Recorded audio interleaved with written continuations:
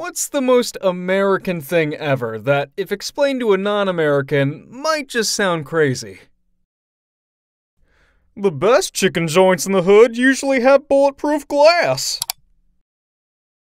10 years ago, I was visiting Detroit for a film festival, and afterward, we were pretty hungry. It was Sunday, and the area was depressed, so lots of places were closed. We finally found a pizza place that was open and walk in. There was a bulletproof glass and a rude fat cashier that took our order. After we told him what we wanted, he shouted to a room in the back. The chef came out smoking a cigarette. He tossed the pizza while smoking the cigarettes. Complete culture shock. Best pizza I've ever had, though. There's a place a short drive from my house that's a firearms/military merchandise store in the front half of the building, and in the back half, just down a short hallway, is a barbecue restaurant. It's a magical place. When I was in Tennessee as an exchange student for a year, I was surprised by the team spirit of each high school. Like how there was a football game every Friday night and almost all of the school was there to cheer them on. That would never happen in my country. It was a huge school event in my high school back in the 80s. Everyone sat together with their group of friends and eventually someone would say, "Party at Joe's place, 1 hour." And suddenly 20 kids would walk out of the stadium. The parking lot was the place to be too. Lots of booze and smoking. So much that by the time I was a senior, there was a security guard roaming the parking lot during the game. Warehouse-type grocery stores. Costco, Super Saver. My great-uncle from Australia would always take photos, and my Korean non-Seoul friends thought this was crazy we'd have so much space for a grocery store. Chicken fried steak. Oh, you have not lived if you have never had a chicken fried steak smothered in cream gravy with a roll and mashed potatoes and green beans and damn it, now I'm hungry. As a South African, what amazed me was the competitors call each other out in advertisements. I couldn't believe it at first. It seemed so unusual. The first rule of advertising is, if you're on top, you don't acknowledge the competition's existence. But if you're not on top, you highlight your strengths/differences from the top company. That's why you'll never see McDonald's talk about a competitor in their commercials, but Burger King and Wendy's do.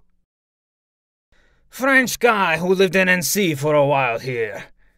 To me, the weirdest thing was all the advertisements for prescription drugs on TV, radio, and online. It's crazy waking up in the morning and suddenly, while you're having your morning coffee and cereals, your TV starts spewing stuff about some random meds like they're Tic Tacs you can just arbitrarily decide you'll need.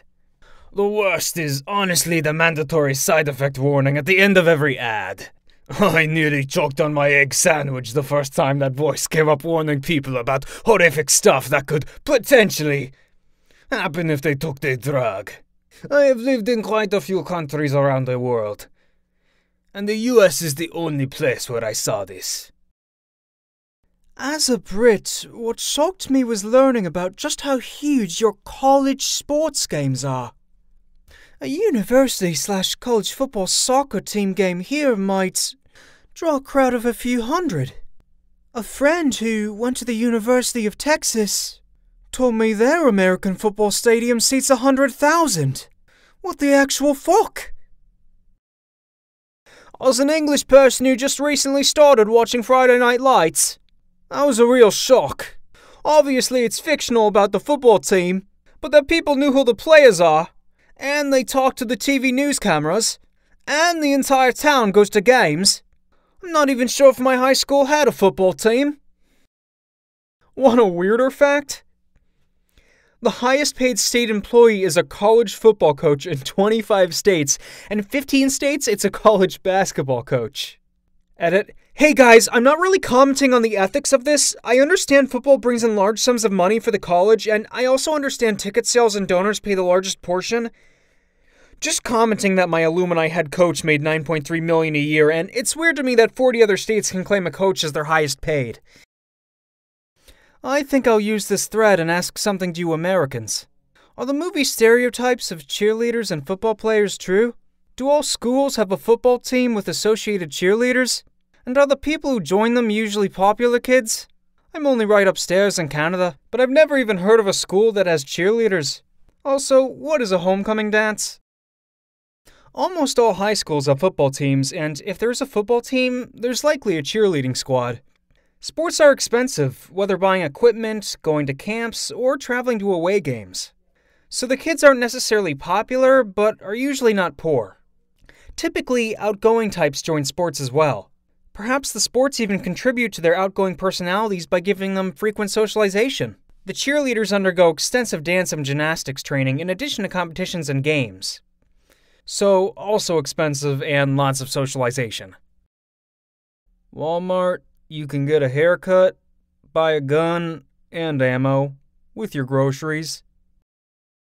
I'm from the NL, and honestly, I have many questions for the US. Most burning one, though, is... Why are your toilet stall doors so damn high above the ground? I don't know, and I'm still not used to it. The worst is the size of the cracks between the door. The amount of times I've made eye contact with someone while sitting on the toilet is more than I'd like. Okay, I'm not sure where it started, but I believe that in the 1970s, rampant homelessness and drug use hit the coasts. Also, many people used to have gay sex in bus stop bathrooms around the USA, to the point where it became a popular gay trope in men's culture. One of the best ways to combat people sleeping in bathroom stalls, as well as reduce sex in the bathroom and heroin use, was to continue to make people feel uncomfortable with the large gaps. Over time, it just stuck. I am amazed in Europe how they don't have a sex/homelessness problem, because if they had those fully lockable toilets like that in the USA, people would be living in them, having sex, shooting up, or all kinds of nefarious shit. I visited the US a couple of times. I'm South African/Brit. And the TV adverts are like nothing I've ever experienced anywhere else. The crazy political adverts where they do nothing but insult the opposition. The medicine/drug adverts. Good grief, those lists of side effects. It makes the drug sound more dangerous than whatever it's meant to treat. My fiance's favorite, though, was a petrol advert. Gas to you guys, I guess. It made it sound as if filling your tank with the brand was the ticket to a better life. That advert had American flags everywhere, bald eagles, and the best tagline in the world. Buy a tank full of freedom. That was a few years ago, and we still joke about going to get a tank full of freedom when we fill up our car. The +5 above the speed limit. Usually it's +10 in ideal conditions. Whoops.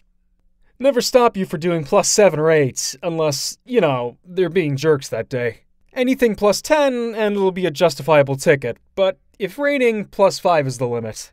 And if it's snowing, you're looking at -5 at least. Still weirded out about refills and sizes of drinks specific to soda. The low bar to get a driver's license. Traveling between major cities, the distances are insane, especially just feeling completely alone in the middle of nowhere. Sometimes it's just indescribably marvelous to be driving alone in the middle of nowhere. If my car is in fairly good condition and I'm 75 miles from the nearest town, just pull over and stop to enjoy the solitude. Even at night, if it's clear, to finally be able to see not just the stars, but the Milky Way too. Health insurance, premiums, deductibles, co-insurance, co-pays, out-of-pocket maximums, in-network, etc. It's an insane amount of knowledge that you need to have to make a good decision about your health coverage. And no one teaches you any of this shit. You have to go and learn it yourself on the internet. One of my Canadian friends told me back in 2003 when we, France, refused to take part in their war against Iraq. Some Congress cafeterias and some restaurant in the USA renamed French fries in Freedom Fries. I think it's the most passive-aggressive and American thing you could have done. Plus, fries come from Belgium, not France. The older version is French fried potatoes, and you have Jefferson in 1802 referring to them as potatoes served in the French manner. It's possible the French refers to the cut, but it would still have been written French and not Frenched. Proms and homecoming dances, I don't know if they're one and the same or how many there are. Americans make such a huge deal out of it that they pass around awards for whoever's the prettiest / dances the best. The whole thing just seems so bizarre and out of this world to a European that I have to ask. If any of you can explain in detail why they are the way they are, lol. We just organize with the teachers some school parties that are usually in big clubs once or twice a year. And they turn a blind eye on alcohol because you guys are also really strict on alcohol until you're 21. Another kind of odd thing is, when you guys are allowed to drink, you just go all over the news in Mediterranean places for causing trouble. If I recall correctly, it was originally done in solidarity with Mexico against the French, and then later evolved into celebrating Mexican identity. And then the beer marketing guys in a few fields got involved, and now there's all kinds of kitsch involved with it. It's right up there with St. Paddy's Day in some places. In Mexico, it's just another day, except in Puebla, since the battle was fought there. I studied in Chicago for a month at 17, and I was so confused as to why all your bread was sweet. I get migraines if I eat too much sugar, and I basically lived off of chips. Mac and cheese and salad bar in our accommodation. On the 4th of July, I just ate a bowl of carrots dipped in ranch dressing, as I didn't eat meat at the time. It still had enough sugar to knock me out. Also, your painkiller bottles are huge. I had to buy ibuprofen, and the smallest bottle was like 100 pills. I haven't finished it yet, and that trip was 2 years ago. I was on a night train in Italy from Rome to Venice. I explained beef jerky, and he asked me why we would do that to steak. And I was like, blame the cowboys. Not an American, Brit, but when I watch live streaming Premier League on American channels, all legal of course, I honestly find the advertisements so strange. They're so aggressive? I don't know if that's the right word, but honestly, it's a fun experience. The car adverts are the best.